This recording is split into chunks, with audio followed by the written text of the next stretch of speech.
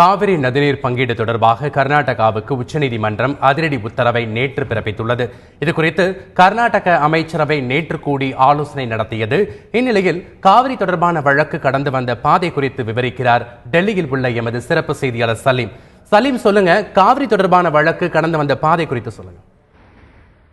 26 வருஷத்துக்கு முன்னாடி மத்திய அரசின் உத்தரவின் பேரில், அதாவது உச்சநீதிமன்றத்தின் உத்தரவின் பேரில் மத்திய அரசு என்ன பண்ணாங்க அப்படின்னா, காவிரி தீர்ப்பாயம் ஒன்றை அமைத்தார்கள் 1990.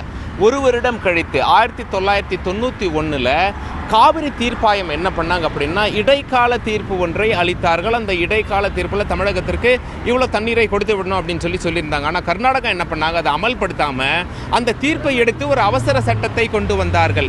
உச்சநீதிமன்றம் தலையிட்டு அந்த அவசர சட்டம் செல்லாது. முதல்ல காவிரி தீர்ப்பாயம் என்ன சொல்லியிருக்காங்களோ, காவிரி விவகாரத்தில் அந்த தீர்ப்பை கர்நாடகா அமல்படுத்துங்கள், தமிழகத்திற்கு தண்ணீரை திறந்து விடுங்கள் அப்படின்னு சொல்லிட்டாங்க. உடனே கர்நாடகாவில் என்ன பண்ணாங்க அப்படின்னா, பந்து அறிவிக்கிறோம் அப்படின்னு சொல்லி அறிவிச்சாங்க. சில விஷயங்கள் தமிழர்களை தாக்குவோம் பெங்களூரில் அப்படின்னு சொல்லியும் கிளம்பினாங்க. ஆனால் தமிழகத்திற்கும் கர்நாடகத்திற்கும் உள்ள சகோதரத்துவம் சென்னை பெங்களூர் ரயிலை பார்த்தாலே தெரிஞ்சிடும். போகும்போதும் ஃபுல்லாக வரும், வரும்போது ஃபுல்லாக வரும். அதனால் இந்த மாதிரியான எண்ணங்கள்லாம் பலிக்கவில்லை. 16 வருடம் விசாரணை நடைபெற்றது. 2007 இறுதி தீர்ப்பை கொடுக்குறாங்க. காவிரி தீர்ப்பாயம் இறுதி தீர்ப்பில் தமிழகத்திற்கு இவ்வளோ தண்ணீரை திறந்து விடணும் அப்படின்னு சொல்லி ரொம்ப தெளிவாக சொல்லியிருக்காங்க. இருந்தாலும் கெசட்டில் இது பதிவிடப்படலை. 2013 தமிழக அரசு உச்சநீதிமன்றத்தை நாடி இருந்ததையொட்டி உச்சநீதிமன்றம் மத்திய அரசுக்கு உத்தரவு போட்டாங்க. அதனால் தீர்ப்பையும் கெசட்டில் பதிவு பண்ணாங்க.